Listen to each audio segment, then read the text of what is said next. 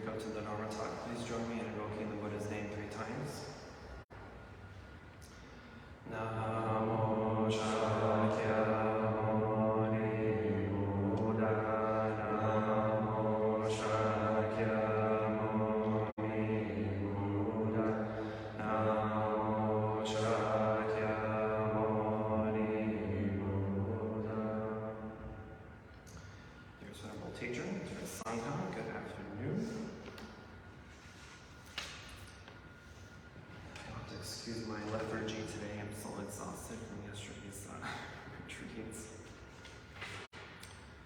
Alrighty, so today we'll be talking on a pretty big topic that I will be spending at least 3 or 4 sessions talking on, and that is on dependent origination or interdependent origination, which is probably the most biggest topic I've spoken about in quite some time, but it's also a very important, very fundamental teaching as well. It is the teaching that the Buddha himself came to realization and attained enlightenment. So it is the topic of all topics. It's that important that I have an entire notebook dedicated to just interdependent origination. But all my notes that I usually take and I study, they're very comprehensive and analytical. So I had to start a whole new notebook just to dumb it down a little bit. Otherwise, I'll be here teaching about it for an entire year. But if you're unfamiliar with interdependent origination or just dependent origination, it is the law of causality, of cause and effect. It is the way that all things in life, all phenomena come to be. It's through those 12 links of dependent origination. And according to the teaching of dependent origination, cause and effect co-arise. So everything is a result of multiple causes and conditions. So no one thing has one cause or one condition, because every cause is a condition, and every condition is also a cause. So everything is. And the Buddha expresses it very simply when he described dependent origination and said that this is because that is. This is not because that is not. This comes to be because that comes to be. This ceases to be because that ceases to be. So the Buddha taught us that everything is part of everything else. The one is in the all, and the all is in the one.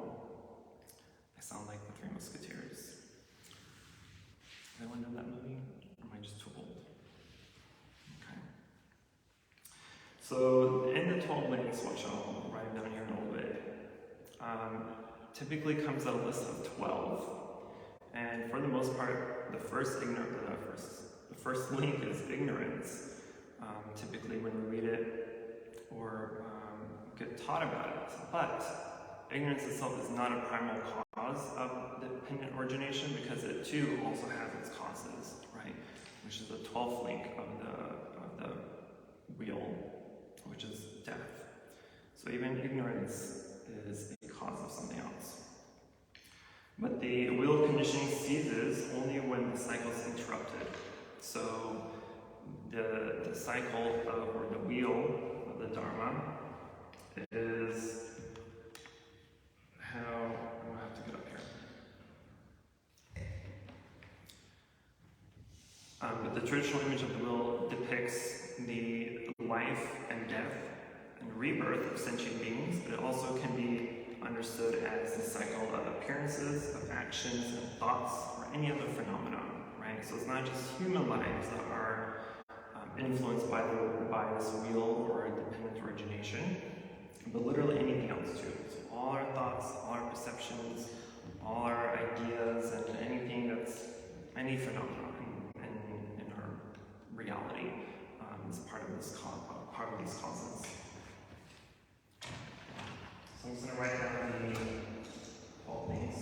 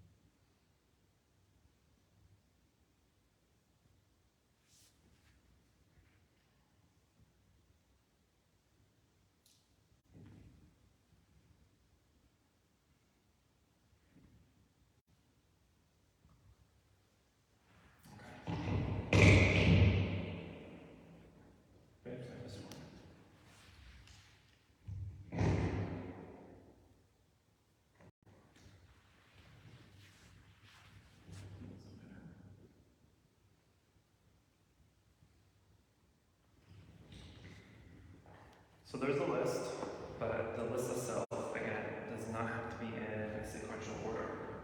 Because every link is linked to all the other links, right? So ignorance leads to consciousness, consciousness leads to volition, volition leads to name and form to senses, to content, feelings, etc. So everything is interconnected with everything else. So ignorance, in Sanskrit, is avidya, which is the self and the world to have intrinsic value, the belief that the self and the world has intrinsic value. Volitional action, or conditioning, samskara, is the karmic forces that ripen in the ground of ignorance from the seeds sown in previous lives and form the conditioning factors for the next life. Consciousness, vijnana, is arising from volition, which carries a sense of self and operates through the mind and senses. Name and form, nama-rupa, is the totality of an individual's mental and physical constituents. The six senses, ayatanas, are the six organs, eyes, ears, nose, tongue, and body, mind, accompanied by their objects, so form, sound, smell, taste, touch, and objects of mind. Contact, sparsha, is the contact between sense organ, object, and the sense consciousness. So when I inform, nose, smell, touch, body and touch, etc., come into contact, it creates sense consciousness. Feeling, vedana, is the positive, negative, or neutral sensations of those contacts. Craving, or thirst, trishna, is the desire to possess or avoid those sensations that we feel. Grasping or attachment, vedana, is the physical, verbal, or mental action that follows craving. So that means if we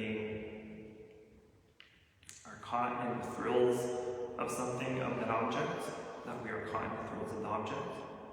Becoming, or existence, bhava, is the coming into existence that results from grasping. Because we desire something, it comes to be. Birth, jati, is a manifestation of one of the six realms of existence. Old age and death, jara marana, is the process of aging and passing away. So as we already discussed, that ignorance conditions volition, volition conditions consciousness, consciousness conditions all the other senses and all the other links. But as soon as ignorance is present, all the other links are also there, right? They cannot be separated. They cannot be on its own. The only time they can be separated is if we break the chain, right? So we are escaping the realm of birth and death, of samsara. So that is the only time where we're able to escape the continuous wheel of this causality. Until then, we still have to go through all these, life after life. So in the five aggregates, the skandhas, which is our next topic after the origination, in the five aggregates, there's nothing that we can call a self. So ignorance is the inability to see this truth. Consciousness, mind, body, the six senses, and their objects, contact, and feeling are the effect of ignorance and volition. Because there is craving, grasping, and coming to being or becoming, there will be birth and death, which means the continuation of this wheel over and over again. So in most imagery of the dependent origination is the icon of the wheel of life, the Bhava Chakra.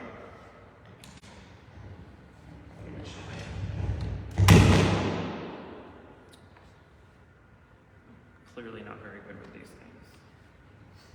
Which I haven't too closely heard about, but hopefully is visible enough to see.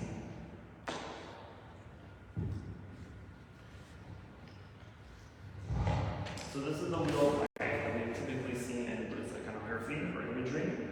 And I know it's super tiny, so after the service we can come up and look at it a little bit more clearly. But each of the links in origination has a representation on this wheel. So the first link of ignorance, avidya, is usually symbolized by a blind person.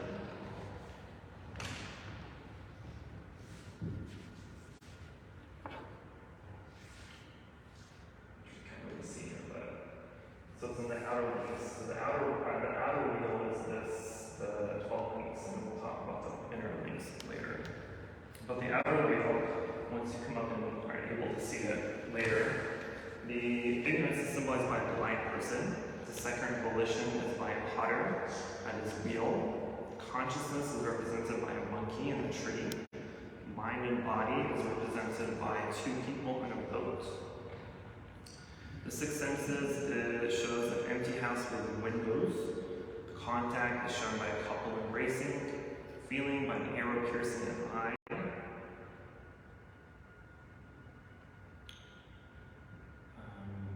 Then craving or desire is indicated by a person drinking, grasping, or attachment, a person gathering fruit. Becoming is symbolized by a pregnant woman. Birth by a woman giving birth. And old age represented by an elderly person with a corpse. So it shows basically the life cycle of any phenomenon in the world, right? Everything that we know, everything that we have, everything that we see, touch, taste, etc. has a cycle, right? It has a beginning and it has an ending. And so the wheel visually shows that for us. So in the sutras, this images or examples given that 3 cut reeds can ascend only by leaning on one another. If you take one away, the other 2 will fall off. So, for example, if we take this table, for instance, right? In order for this table to exist, right, we need the wood, we need the carpenter, we need the conditions of the factory, and even those conditions need causes as well, right? So the carpenter needs the parents, they need the skills that they learn, they need the education that they have, they need food and air, and the same thing with the parents. And the wood needs the sunshine, it needs the water, it needs all the conditions to make the wood, right?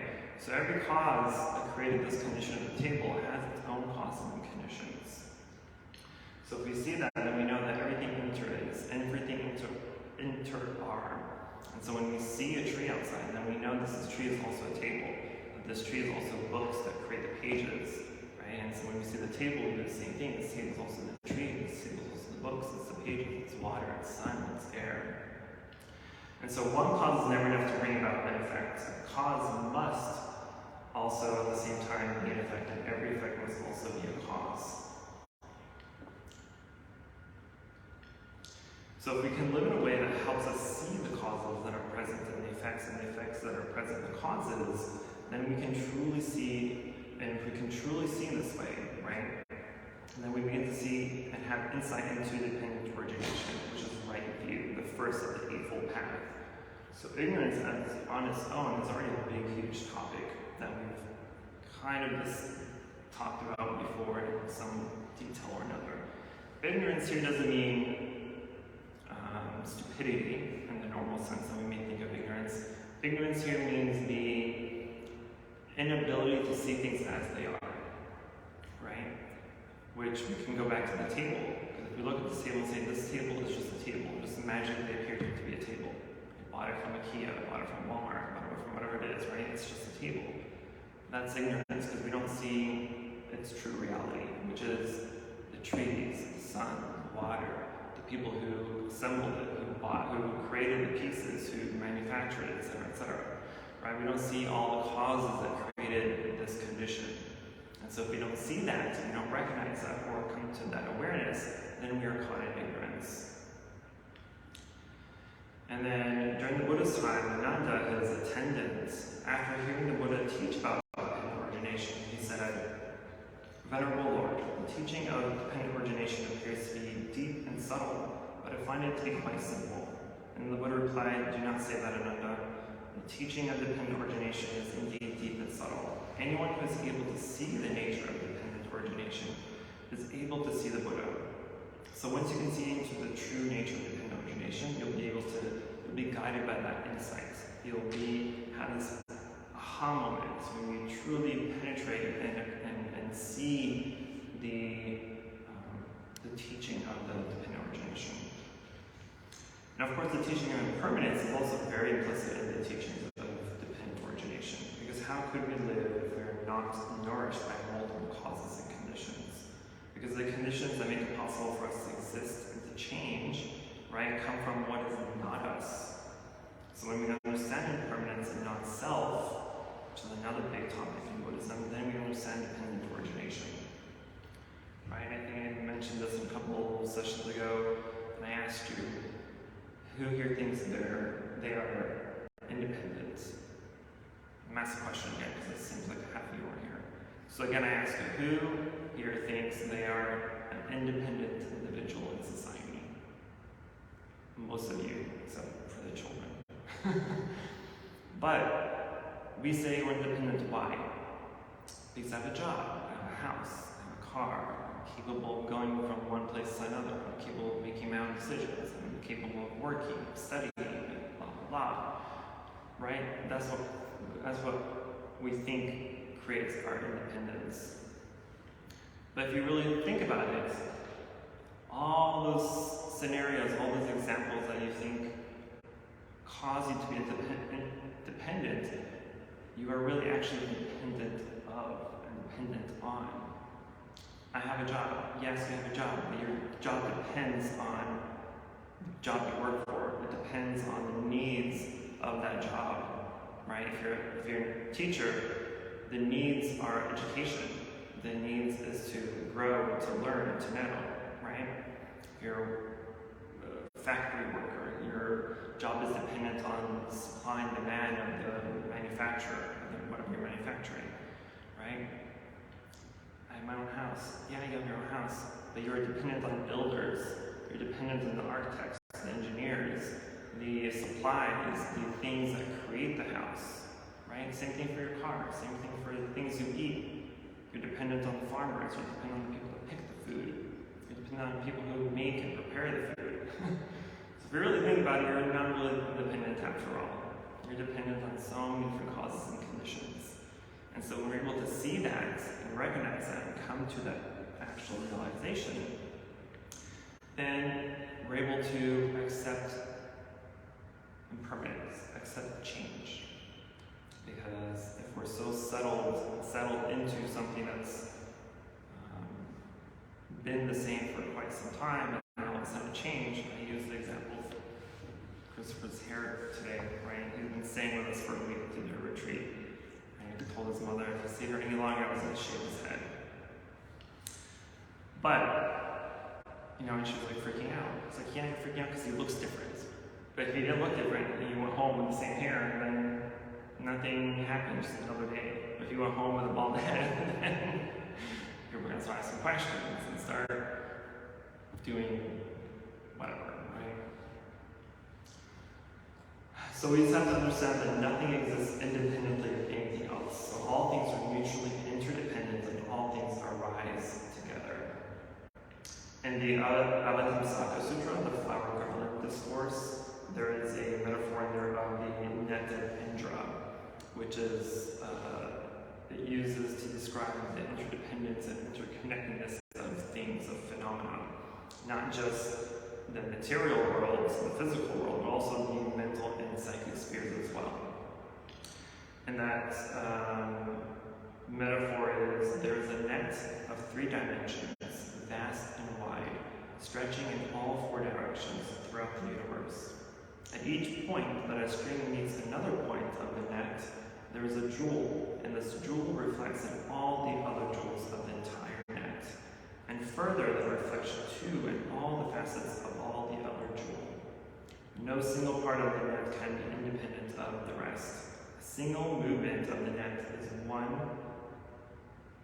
A single movement of the net in one place will affect in some way the most distant part of the net or universe. The all is reflected in the one in the all. So we can also use the example of water, right? If we have a bowl of water and just drop something in there, just stick our finger in there, it makes ripples, right? The ripple doesn't just stay in one place, it goes out to everything else. So the net of Indra is similar. So everything is conditional, nothing has independent essence. And so that's when we come to the wheel of life to help us give us that visualization. And so the outer rim, as we said, represents the 12 links. The inner circle represents the the devas, the asuras, the humans, the animals, hungry ghosts, and the hell realm. And toward the inner of that circle, we have, so these again, the outside circle is the 12 rings, the inside is the 6 realms of existence, and inside of that we have another circle that has a snake, a pig, and a rooster, which represents the 3 poisons, the kleshas of ignorance, greed, and anger. This one doesn't show it, but typically there's also another smaller circle right in the middle, and it's empty or it's white, which represents nirvana or shunyata, emptiness.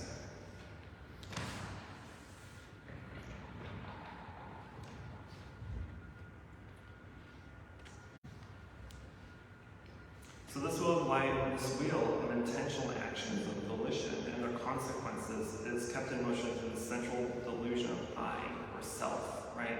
Due to the actions informed by ignorance, which leads to desire that results in attachment. So when this delusion about is absent in humans, right, and we're able to escape the causes and effects, deliverance is possible. But it's only possible from the human realm. Because in the heavenly realms, even though there are good causes and conditions there, you're in a sense of euphoria the whole time, that you don't experience suffering, right? When you need suffering, you need to experience suffering in order to know that there's an escape to suffering. In the heavenly realms, there's no suffering, so they have no room to think about escaping the bonds of samsara, of birth and death. So even in the heavenly realm, people or beings are only there until the good karma that brought them there runs out, right? And once it runs out, according to the law of karma, then they get reborn in one of the other realms of existence. So the law of karma here is referring to the volitional actions in the moral sense, right, that arise through the understanding of the 12 links. So we already know that science has demonstrated the law of cause and effect in the physical realm, in the physical world, but the Buddha also understood that all life in the universe is subject to moral causality. And then there's a quote from the Udana Sutra Discourse that says, people are obsessed by the notions done by me and done by another. They don't understand that these are harmful thoughts. They don't see them as thorns. But the one who sees, the one who has extracted the thorns that get done by me and done by another don't occur. So the law of causality affects people because of the nature of human action, right? It feeds into the interconnected system. So once we understand that everything we do has an effect on everything else, right? How do we think, how do we see that? So if I go out without an umbrella and it rains, right,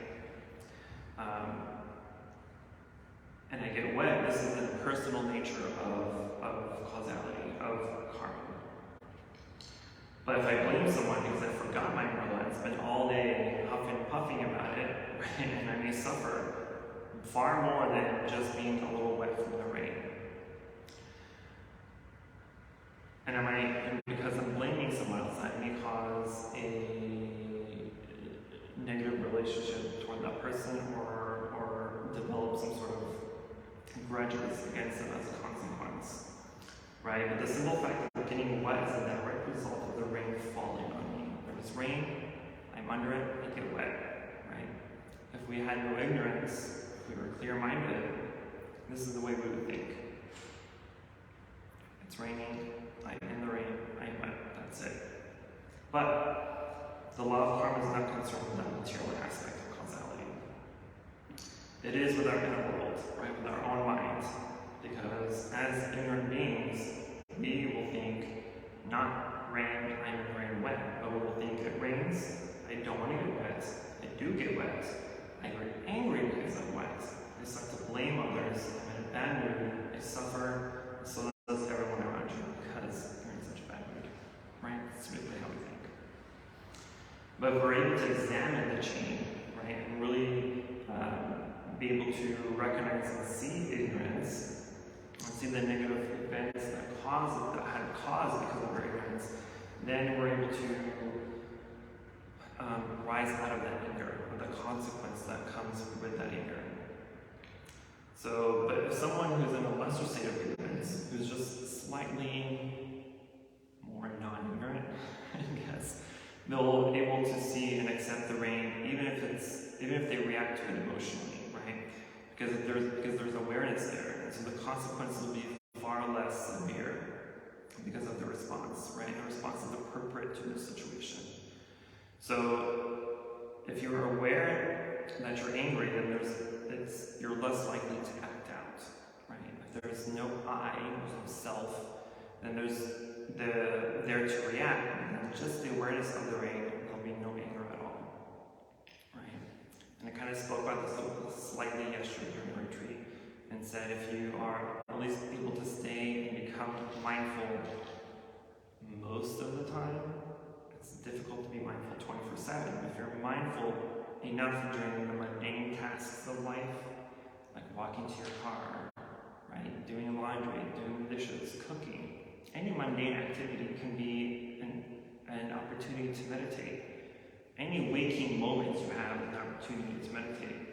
If you think meditation is just simply sitting on the couch, sitting on the floor, or doing walking meditation, then you don't know what meditation is. Meditation is available in every moment that you're awake. So anything you do is an opportunity for meditation. It's an opportunity to be mindful, to be aware of your surroundings, of your feelings, of the thoughts and distractions that arise.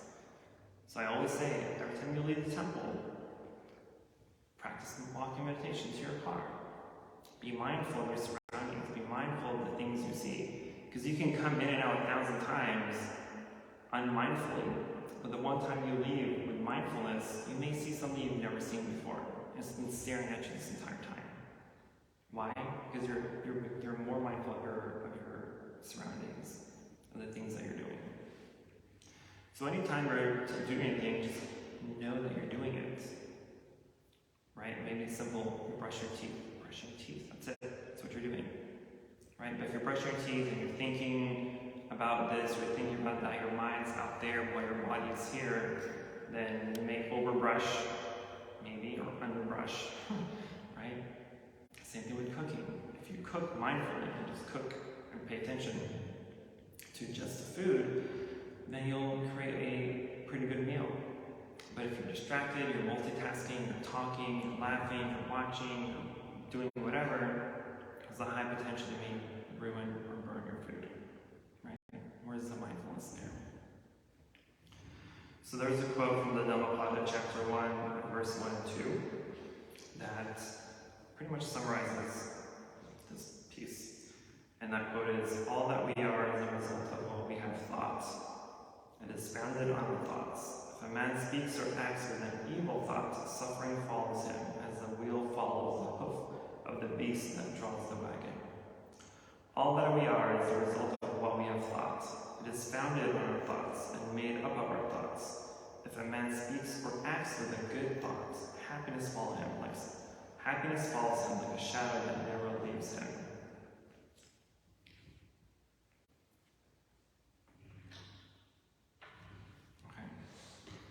That's my simplified version of the overview about the Origination. So as we continue on in future sessions, we'll dive a little bit more deeper into the links themselves and be a little bit more comprehensive about it. Because if you know me, I can talk forever. So I need to stop myself on the head so I don't go overboard. But just recognize as you do things, as you go through life, as you make decisions, for example, think about it thoroughly and see, because most of our decisions are to benefit ourselves, right? It's all about us. When I was in high school, I saw a sticker on my car that said, "It's all about me." And then as I grew up, I realized that, no, it's not all about me. As much as I want it to be, it's not all about me. And so as you make decisions of things that you want to purchase or obtain that you think will cause you happiness, think of the of the links, or to at least think of 3 of them. 3 of them. Ignorance, attachment, and death. Death here doesn't mean physical death in the human sense, but the destruction or the annihilation of anything, right? It can be your house, the car, your phone, anything, because everything has an end to it. Things may last for a very long time, but eventually it has to crumble, it has to fall apart, it has to break, right? This is for anything in this world. You cannot point to anything in this room that will last forever, right? This bell's made out of some metal.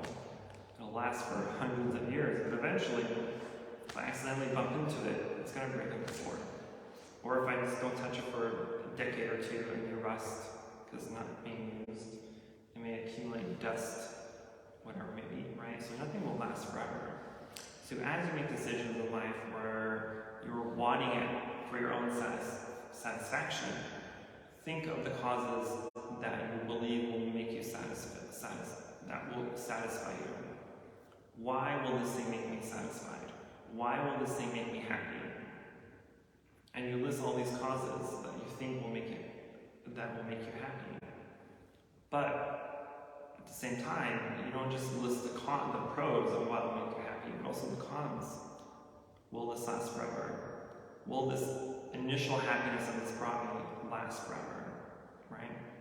We can think of any new gadget, house, car. The first few weeks, months, maybe a few years, we're very excited about it. It's new, it's fancy, it's flashy, it's shiny, but eventually it becomes another object in your life. You forget about it completely. Not completely, but you may not have the same happiness that brought you initially is no longer there. So then, in that case, does it really bring you happiness? No, because true happiness will last forever. True happiness in this case, in the Buddhist case, is the escape out of these links. It's to sever the links, to enter nirvana, to attain enlightenment. That is the only happiness that will last forever, because no condition can change that. No condition can change or trump over nirvana. So, I'm going to stop there. What questions do you have? Concerns? Emotional outbursts?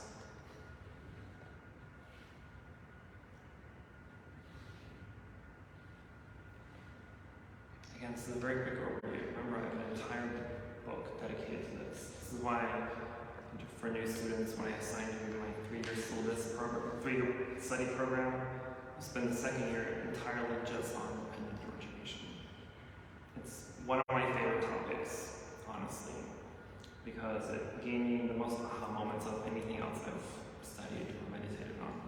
50% of my meditation is on dependent origination.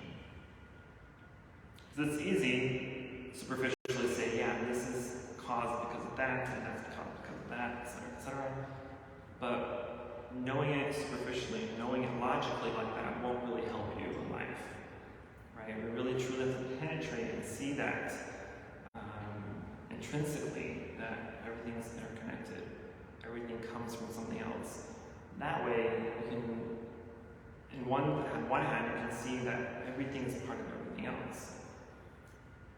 We see each other individually as our own separate people, but if we look at it from the lens of dependent origination, then we are all connected, all interconnected, we're all interrelated, right? From a karmic standpoint, maybe last life, we were brothers, sisters, siblings, parents, spouses, we don't know, right?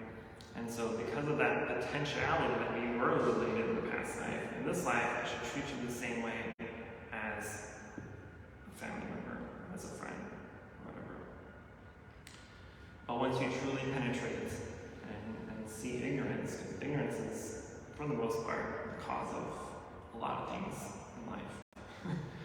But if we're able to just penetrate ignorance, that's a small cut into the chain. And from there, it's easier to let go and cut off all the other links, which is typically why ignorance is listed first. But we can list this in any order and it's still effective. It's still the same thing. Okay, I'm really going to stop here. No questions? Okay, if there's no question, then we will go to transfer merit and go to chanting. Namo Shakyamuni Buddha, Namo Shakyamuni Buddha, Namo Shakyamuni Buddha. For any positive karmic action we've accumulated here today, we wish to transfer the merits of all sentient beings and wish them full enlightenment.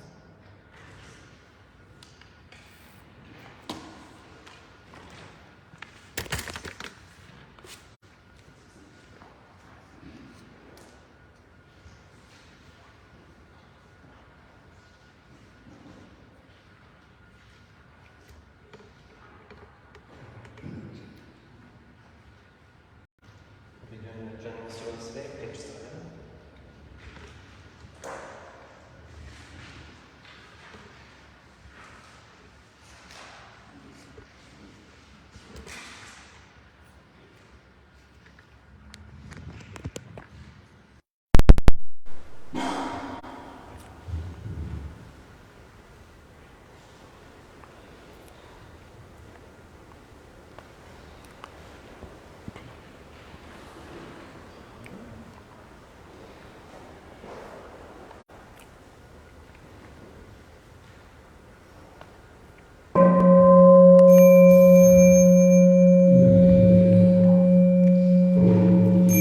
Speech and mind in perfect oneness, I send my heart along with the sound of the. May the hearers awaken from forgetfulness and transcend all anxiety and sorrow. Listen, listen, this wonderful sound brings me back to my true home. Gratitude we offer this incense to all Buddhas and Bodhisattvas throughout space, and may it be fragrant as earth herself, reflecting our careful effort, our wholehearted mindfulness, and the fruit of understanding slowly ripening. May we and all be companions of Buddhas and Bodhisattvas. May we awaken from forgetfulness and realize our true home. Incense in the censer now is burning, all the Dharma realm in every place. Auspicious clouds appear, our sincere intention thus fulfilling, as all Buddhas now show their perfect body. Homage to the incense cloud canopy, Bodhisattva and great Bodhisattvas.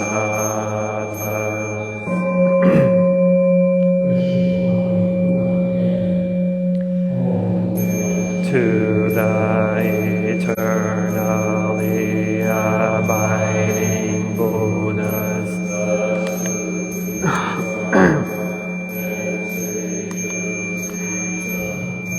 throughout the Dharma realm and the realm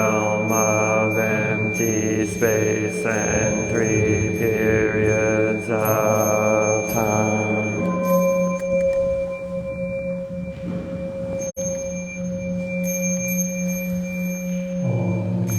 To the fundamental teacher Shakyamuni Buddha, Maitreya, honor future Buddha, Manjushri, great wisdom Bodhisattva, universal great conduct Bodhisattva, my guarding Deva Bodhisattvas and the glorious mountain assembly of Buddhas and Bodhisattvas.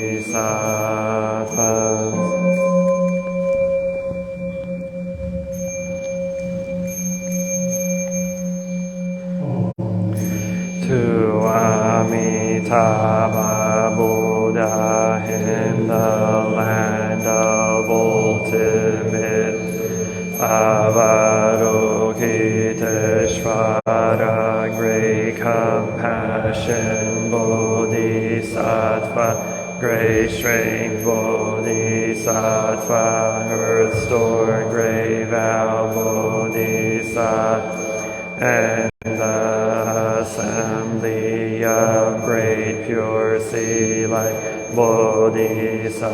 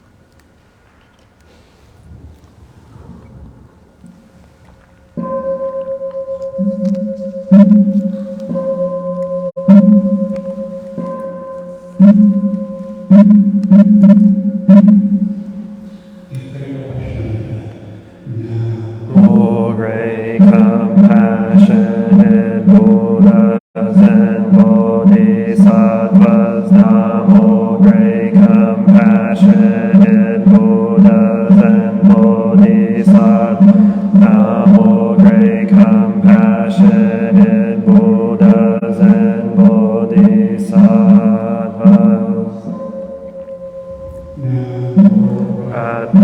Ratnatrayaya Namo Aryavarokiteshvaraya Bodhisattvaya Mahasattvaya Mahakarunikaya Om Sarvaravaye Sodanadasya Namoskritva Himamarya Valokiteshvara Ramdava Namo Narakende Hrimahavaswame Sarvarhatu Shubham Ajiyam Sarvasattva Namo Vastava Namo Bhagamavatetu Taryata Om Avalokaloka Karate Hiri Mahabodhisattva Sarva Sarva Mahamala Mahimahirdayam Koro Koro Karmam Doro Doro Vishati Mahavishati Dara Dara Dhirinishvaraya Chala Chala Mama Vimala Muktalahi Yahi Shina Shina Prashadi Vishva Vishvam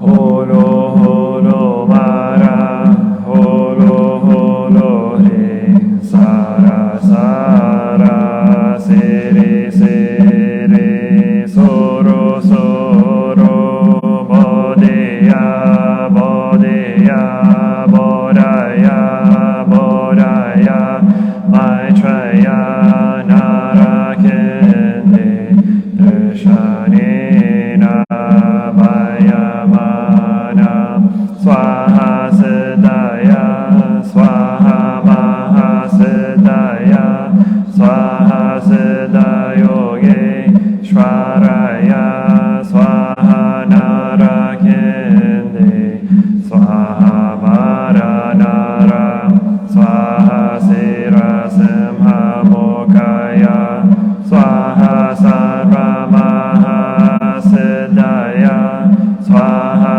Chakra Siddhaya Swaha Padmakasaya Swaha Narakindi Vagalaya Swaha Mavadi Sankaraya Swaha Namo Ratnatrayaya Namo Harya Vadokite Shavaraya Swaha Om Siddhyanto Vajrapadaya Swaha.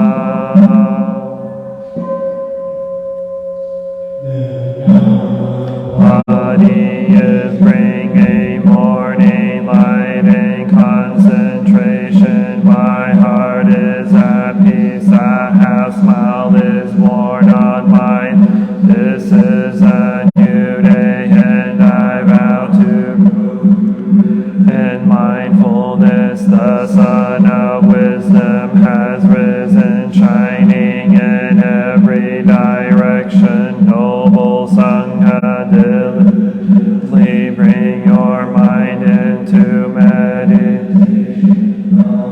Shakyamunaye Bodhaya Namo Shakyamunaye Bodhaya Namo Shakyamunaye Bodhaya.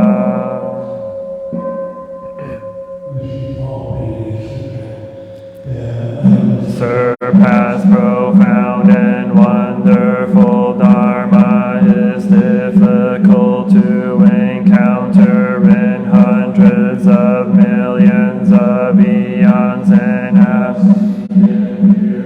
receive and uphold it, and I vow to fathom the Tathagata's true meaning. Namo Shakyamuni Buddha Namo Shakyamuni Buddha Namo Shakyamuni Buddha.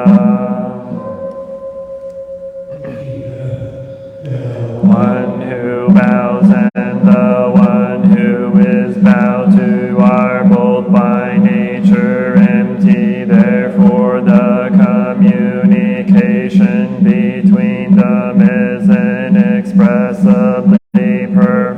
Our practice center is the net of Indra, reflecting everywhere as my own person reflects in all Buddhas, to whom with my whole life I go for refuge. Light in the 10 directions, the Buddha, the Dharma, and the Sangha, to whom we bow in gratitude. And living the way of awareness gives rise to and confusion. Shakyamuni Buddha, the awakened one, to whom we bow in gratitude.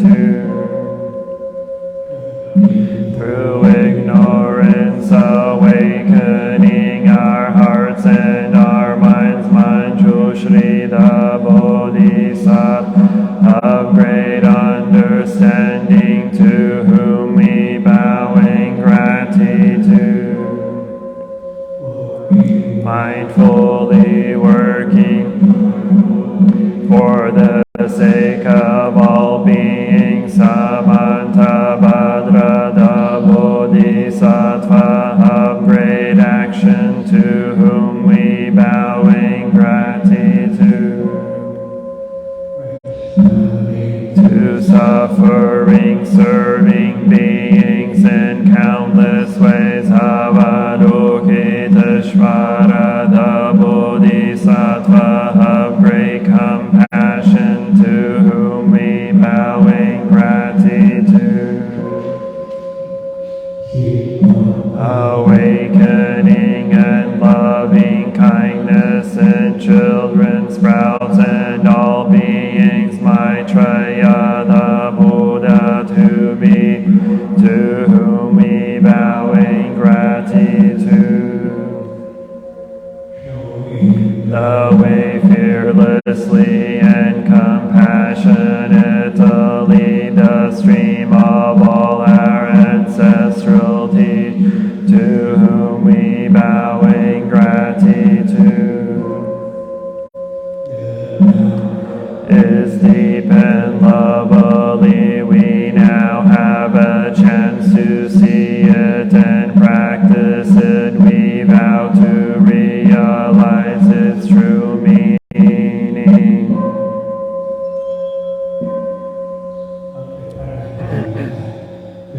Bodhisattva Avalokita, while moving in the deep course of Prajna Paramita, shed light on the five skandhas and found them equally empty. After this penetration, he overcame ill-being. Listen, Shariputra, emptiness, emptiness is form, form is not other than emptiness, emptiness is not other than form. The same is true with feelings, mental formations, and consciousness. Listen, Shariputra, all dharmas are marked with empty. They are neither produced nor destroyed, neither defiled nor immaculate, neither increasing nor decreasing. Therefore in emptiness there is neither form nor feelings, no perceptions, nor mental forming, nor consciousness, no eye or ear or nose or tongue or body or mind, no form, no sound, no smell, no taste, no touch, no object, realms of elements, no interdependent origins, and no extinction of them, no ill-being, no cause of ill-being, no end of ill-being, and no path, no understanding, no attainment, because there is no attainment. The Bodhisattva's ground in Vajna Paramita, obstacles for their minds, having no obstacles, they overcome fear, liberating themselves forever from illusion and realizing perfect nirvana. All Buddhas in the past, present, and future arrive at Anuttara Samyak Sambuddhi. Therefore one should know that perfect highest mantra, the unequaled mantra, the destroyer of ill-being, the incorruptible truth, the mantra of Prajna Paramita, should therefore be proclaimed. Gate, gate, para, gate, para, samgate, bodhi, swaha, gate, gate, para, para, samgate, bodhi, swaha, gate, gate, para, gate, para, samgate, bodhi, swaha.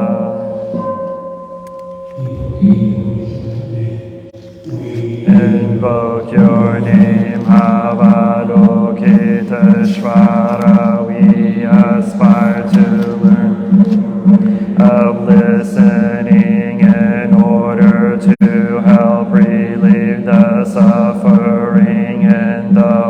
told you now how to listen. In order to understand, we invoke your name. In order to practice, listen with all our attention and open-heartedness. We will sit and listen without any prejudice. We will sit and listen without judging or reacting. We will sit and listen in order to understand. We will sit and listen so attentively that we will be able to hear what the other person is saying, and also what is being left unsaid. We know that just by listening deeply, we already alleviate a great deal of pain and suffer in the other person. Invoke your name, Manjushri. We aspire to learn your way, which is to be still and to look deeply into the heart of things and into the hearts of people. We will look with all our attention and open-heartedness. We will look with unprejudiced eyes. We will look without judge or reacting. We will look deeply so that we will be able to see and understand the roots of suffer through the impermanent and selfless nature of all that. We will practice your way of using the sword of understanding to cut through the bonds of suffering, thus freeing ourselves and other species. Invoke your name, Samanta Bhadra. We aspire to learn, vow to act with the eyes and heart of compassion, to bring joy to one person in the morning and to ease the pain of one person in the afternoon. We know that the happiness of others is our own happiness, and we aspire to practice joy on the path of service. We know that every word, every look, every action, and every smile can bring happy to others. We know that if we practice wholeheartedly, we ourselves may be an inexhaustible source of peace and joy for our loved ones and for all species. Invoke your name, Shiti Garbha. We aspire to learn your way of being present where there is darkness, suffering, oppression, and despair, so we can bring light, hope, relief, and liberation to those places. We are determined not to forget.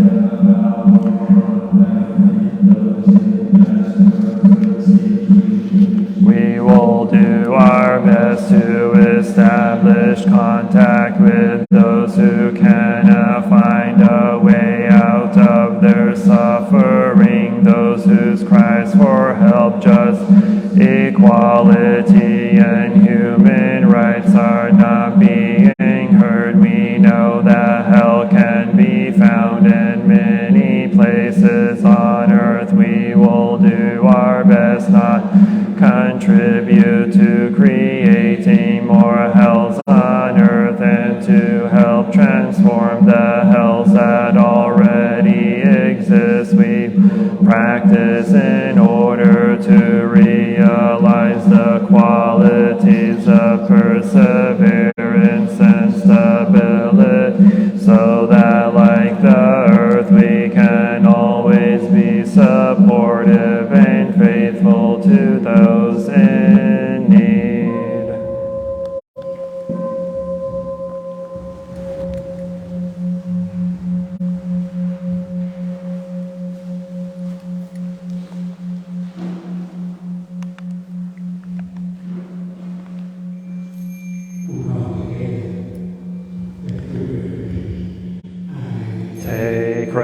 refuge in the Buddha, the one who shows me the way in this life. I take refuge in the Dharma, the way of understanding and of love. I take refuge in the Sangha, the community that lives in harmony and awareness.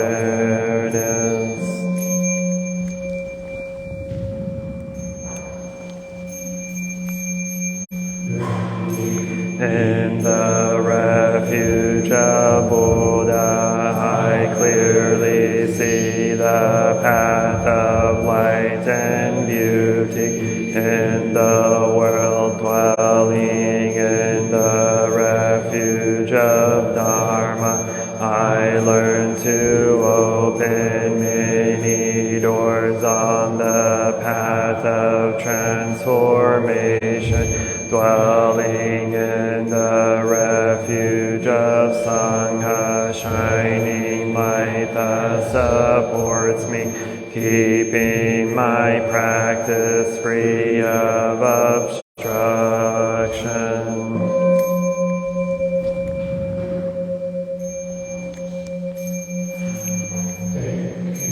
Refuge in the Buddha, in myself I aspire to help all people recognize their own awakened nature, realizing the mind of love, taking refuge in the Dharma. In myself I aspire to help all people fully master the ways of practice and walk together on the path of liberation, taking refuge in the Sangha.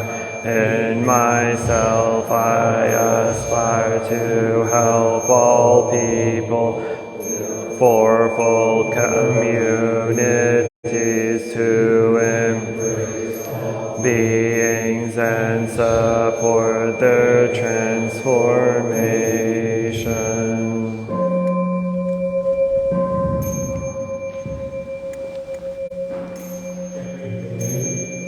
Reciting the sutras, practicing the way of awareness, gives rise to benefits without limits. We vow to share the fruits with all beings. We vow to offer tribute to parents, teachers, friends, and numerous